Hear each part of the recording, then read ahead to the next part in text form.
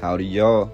Many have entertained theories on the lost city of Atlantis, which, by most accounts, was much more of a vast kingdom than a sprawling city. Much like when we're looking at Rome, we can find extensive evidence of Atlantis, which seems to imply if there truly was a worldwide unified culture or something which resembled it, then the lands of the earth must have allowed for this elaborate and nearly untraceable travel to occur. Upon request, and on doing some research into the subject matter of Atlantis has long eluded historians and common folk alike who sought to understand its meaning. Was it an allegory, as concluded today by the mainstream narrative? Or can we look within the narrative and find details which may tie Atlantis to a real nation and a cataclysm? As Plato writes, the people of Atlantis besieged and decimated ancient Athens, arriving with a naval fleet beyond comprehension. However, as we will discover today, if Atlantis did indeed exist, it most likely was not attacking Athens, but instead was fleeing for safety as just a mere pocket, a small offshoot of a larger horde, who arrived at Athens escaping the cataclysm which destroyed their homeland. The Atlanteans bringing with them new beliefs, written language, and forms of architecture. Today, we will discuss the possibility of the ancient land of Atlantis, and if it was real, if it was related to the first men, and if the old world architecture which unified the world that we look at in all my other videos can be tapped into to help us understand this ancient past. We're going to be reading a few excerpts from the Story of Atlantis, a geographical, historical, and ethnological sketch by W. Scott-Elliot from the year 1914. This work is considered to be pseudoscience or downright fiction. However, at the time of its publication, it was meant to be taken with the utmost seriousness. In this work, the author claims that the history of the world, and indeed of Atlantis, is rooted in fact, and the history of Atlantis will account for hundreds, if not thousands, of architectural structures that we find worldwide that are all similar, the ones we often describe as Old World. To begin this work, Scott-Elliot claims that throughout the history of the world, essentially, a plan has always been in place for humanity, for mankind. This plan revolves heavily around the number 7. Now, throughout this history, diving into it further, according to this story of Atlantis, there will be 7 unique root races. Each of the 7 will arise after a cataclysm.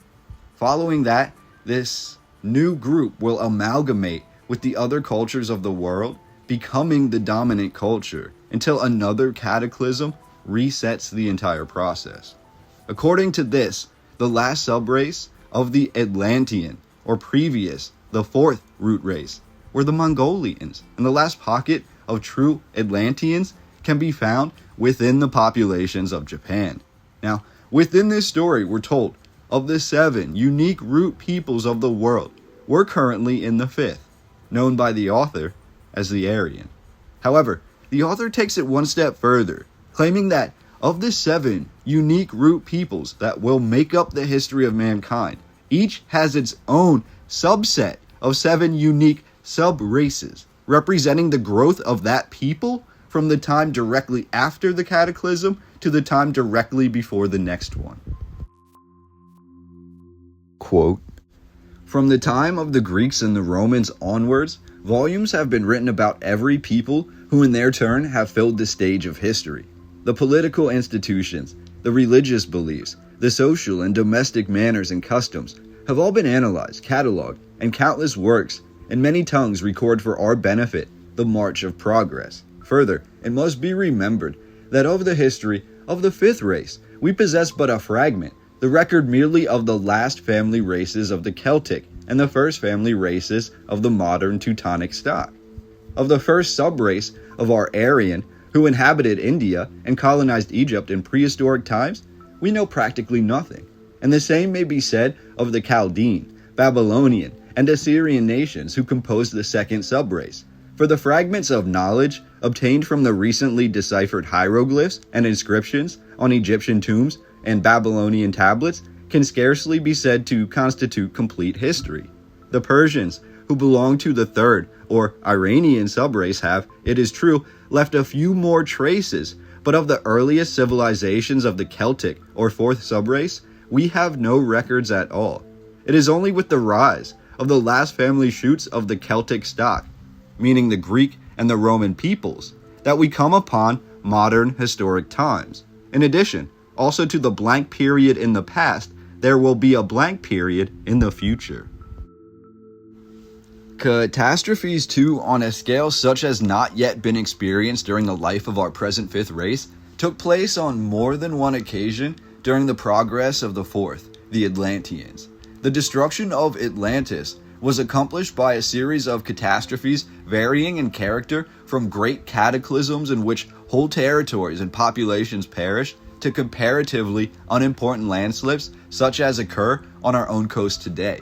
When the destruction was once inaugurated by the first great catastrophe, there was no intermission in the minor landslips, which continued slowly but steadily to eat away at the continent. 4 of the great catastrophes stand out above the rest in magnitude. The first took place in the Miocene age, about 800,000 years ago. The second, which was of less importance, occurred about 200,000 years ago. The third, about 80,000 years ago, was one of great destruction. It destroyed all that remained of the Atlantean continent, with the exception of the island to which Plato gave the name Poseidonis, which in its turn was submerged in the fourth and final great catastrophe that occurred in the year 9464 BC. End quote. Now, as we discuss the proof of this Atlantean continent, the root for all of mankind, according to this story, a massive landmass which stretched across what is today the Atlantic Ocean, the progenitors for modern man, we have 5 major forms of what the author says is proof. And I quote, "These may be grouped into the 5 following classes. First, the testimony of the deep sea soundings. Second, the distribution of fauna and flora. Third, the similarity of language and of ethnological type. Fourth, the similarity of religious belief, ritual, and architecture. Fifth, the testimony of ancient writers, of early race traditions, and of archaic flood legends." Now, this is very interesting because as we look into number 1 here, being the deep sea soundings, this is a relatively recent development, especially at the time that this paper or this knowledge was published, 1914. We have the first exploration of the deep sea, and upon diving into the Atlantic Ocean, we have evidence that arose that caused at least a couple scientists to question if this was not the lost city of Atlantis. Now, there's a lot of scientific jargon given here, but I'm going to dive into number 2, where we look at the flora and the fauna, and I quote, "Recent discoveries in the fossil beds of Nebraska seem to also prove that the horse originated in the Western Hemisphere, for that is the only part of the world where fossil remains have been discovered, showing that various intermediate forms have been identified as the precursors of the true horse.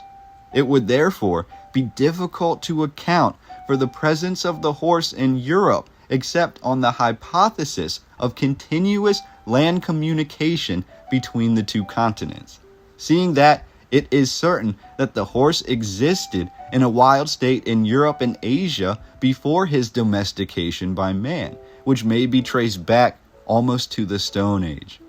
Cattle and sheep, as we now know them, have an equally remote ancestry.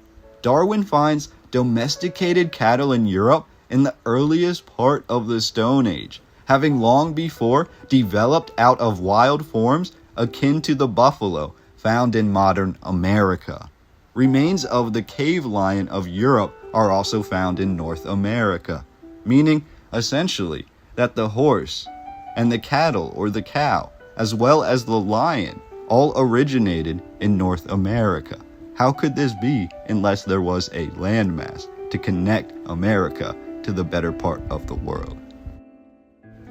And I quote, "But the greatest problem of all is that of the plantain or banana. Professor Kuntz, an eminent German botanist, asks, in what way was this plant, a native of tropical Asia and Africa, which cannot stand a voyage through the temperate zone, carried to America. As he points out, the plant is seedless. It cannot be propagated by cuttings, neither has it a tuber, which could be easily transported. Its root is tree-like. To transport it would require special care, and it could not stand a long transit. The only way in which he can account for its appearance in America and in the fossil record is to suppose that it must have been transported by civilized men at a time when the polar regions had a tropical climate. As we begin to look at these ties and we go further than the flora and fauna, we also have the idea of language itself, and I quote, "The Phoenicians apparently were the first nation in the Eastern Hemisphere to use a phonetic alphabet, the characters being regarded as mere signs for sounds. It is a curious fact then that at an equally early date we find a phonetic alphabet in Central America amongst the Maya of Yucatan, whose traditions ascribe the origin of their civilization to a land across the sea to the east. 1/3 of the tongue of the Maya is pure Greek. Who brought the dialect of Homer to America? Or who took to Greece that of the Mayas? Greek is the offspring of the Sanskrit. Is Maya? Still more surprising is to find 13 letters of the Maya alphabet bearing most distinct relation to the Egyptian hieroglyphic signs for the same letters. It is probable that the earliest form of alphabet was hieroglyphic, the writing of the gods, as the Egyptians called it, and that it developed later in Atlantis into the phonetic. It would be natural to assume that the Egyptians were an early colony from Atlantis, as they were, and that they carried away with them the primitive type of writing which was thus left in traces on both hemispheres, while the Phoenicians, who were a seagoing people, obtained and assimilated the later form of alphabet during their trading voyages with the people of the West. As we look past just the root of language, which, as we stem from the beginning, from the earliest forms of language we can find, we do find traces of the same root all around the world. But to take it one step further, when we look at the hieroglyphs and the ancient artwork, the earliest artwork found in Egypt, which we now know, at least according to this work, was an offshoot of Atlantis, one of the first offshoots that survived. We find in these artistic depictions from ancient Egypt that there were 4 distinct groups of people which made up the world, or made up Atlantis. This would be the yellow, the white, the red, and the black. Now, according to the Atlantis story, this is a quote we have: "The ancient Egyptians depicted themselves as red men, much of the same complexion that exists today amongst the Native Americans. The ancient Peruvians appear from numerous examples of hair found in their burial mounds to have been a light-skinned, auburn-haired race. A remarkable fact about the Native Americans, and one which is a standing puzzle to ethnologists, is the wide range of color and complexion to be found among them. We have the lighter tint of the Menominee, Dakota, Mandan, and Zuni tribes, just to name a few, many of which have the light skin and auburn hair. Then we have the tribes of Kairos, of Kansas, and the now extinct tribes of California, all said to be of a much darker complexion. The Native American races run through every shade. We shall see by how the diversity of complexion on the American continent is accounted for in this story of Atlantis." And it's not just from the descriptions of the ancient people that we can make these ties to Atlantis, that we can say there was some sort of unified culture, that all of these distinct, that some would say were vastly different looking groups came from, even though they were all part of the same people. We have another quote here about the first colonists who arrived to America, to North and South America, and what they encountered. And I quote, "Nothing seems to have surprised the first Spanish adventurers in Mexico and Peru more than the extraordinary similarity to those of the Old World, of the religious beliefs, the rites and emblems which they found established in the New.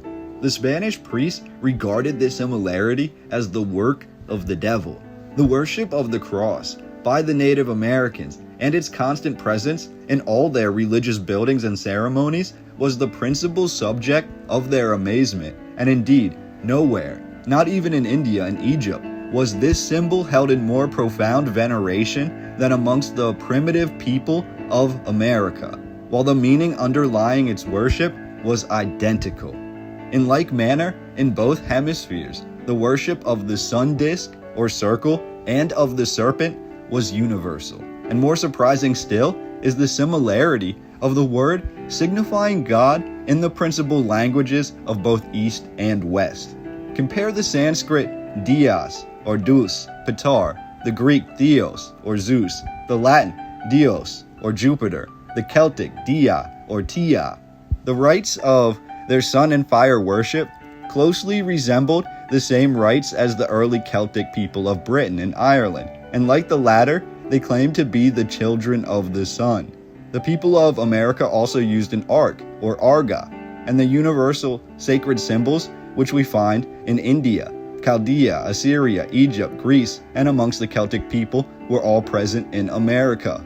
Lord Kingsborough, in his Mexican Antiquities, says, as amongst the Jews, the ark was a sort of portable temple in which the deity was supposed to be continually present, so amongst the Mexicans, the Cherokees, and the Native Americans, an ark was held in the highest veneration and was considered an object too sacred to be touched by anyone but the priest. So as you can see, we have similarities to the roots of this worship, from primitive creatures to creatures of thought, of understanding, of ability. It all seems to occur with the spread of this Atlantean knowledge. Now, whether this Atlantean knowledge came from one massive Atlantean continent, that's what we're looking to prove today. But as we look at the Ark, things like the Ark of the Covenant and things that became quintessential to religion later on, we also have the Ark of architecture, and we have religious architecture that goes from Atlantis and then is evidently submerged, but we have buildings of the same status, of the same stature, being created by these architects who fled from Atlantis and then ended up on the old world cities that we discussed today. And some of them are new world cities that have the same old world style, Star Fort style architecture that we always question, and we have these narratives that are given nowadays that don't make a lot of sense. But according to the story of Atlantis, we have a few quotes that can stand out and help us in this research. And I quote, "As to religious architecture, we find on both sides of the Atlantic that one of the earliest sacred buildings is the pyramid. Doubtful as are the uses for which these structures were originally intended, one thing is clear, that they were closely connected with some religious idea or group of ideas. The identity of design in the pyramids of Egypt and those of Mexico and Central America is too striking to be a mere coincidence. True, some, the greater number, of the American pyramids are of the truncated or flattened form, yet according to Bancroft and many others, many of those found in Yucatan, and notably those near Palenque, are pointed at the top in true Egyptian fashion. The vast remains of cities and temples in Mexico and Yucatan also strangely resemble those of Egypt. The false arch, horizontal courses of stone, each slightly overlapping the other, is found to be identical in Central America, in the oldest buildings of Greece, and in Etruscan remains. The mound builders of both eastern and western continents formed similar mounds over their dead and laid the bodies in very similar stone coffins. Both continents have their great serpent mounds." And I quote, "The Gauls possessed traditions of Atlantis which were collected by the Roman historian Timagenes, who lived in the 1st century BC. In this, there were 3 distinct people who dwelt in ancient Gaul. First, the indigenous population, the remains of Lemuria. Second, the invaders from the distant island of Atlantis. And third, the Aryan Gauls. The Toltecs of Mexico trace themselves back to a starting point called Atlan. The Aztecs also claim to come from Atlan. Amongst the Native Americans of North America, there is a general legend believed by most that their forefathers came from a land, quote, towards the sun rising. The Iowa and Dakota Native Americans specifically, according to Major J. Lind, believe that all the tribes of Native Americans were formerly one, and they all dwelt together on an island that sat towards the sunrise. In this legend, these Native Americans crossed the sea in huge canoes in which the Dakota of old apparently floated for weeks until they finally reached dry land. The Central American legends state that a part of the American continent once extended far into the Atlantic Ocean, and that this region was destroyed by a series of frightful cataclysms. It is curious then that this seems to confirm the Celts of Britain and their legend that part of their country once extended far into the Atlantic Ocean and was destroyed by a series of 3 catastrophes, as mentioned in the Welsh tradition. This all leads to really the last thing that ties this all together, and this is something that countless people have mentioned for hundreds of years, and that's the idea that every single ancient culture seems to have a flood story, a story of the deluge, a story of the most recent cataclysm, or the largest cataclysm within the last, well, I'll let you decide when you think it really occurred. Now, we also have stories of the mini or little ice ages that occurred, and different things about areas of the earth that maybe were once more accessible or once had larger populations that eventually either froze over, or these areas were abandoned, or the land itself shifted. However, when we look at the major cataclysm, the one that we find in every culture around the world is the flood. The last quote I want to give from the Story of Atlantis is this, and I quote, "The marvelous uniformity of the flood legends on all parts of the world alone remains to be dealt with. Whether these are some archaic version of the story of the lost Atlantis and its submergence, or whether they are echoes of a great cosmic parable, once taught and held in reverence in some common center, whence they have reverberated throughout the world, does not immediately concern us. Sufficient for our purpose it is to show the universal acceptance of these legends. It would be needless and a waste of time and space to go over these flood stories one by one. Suffice it to say that in India, Chaldea, Babylon, Media, Greece, Scandinavia, China, amongst the Jewish people and amongst the Celtic people of Britain, the legend is absolutely identical in all essentials." End quote.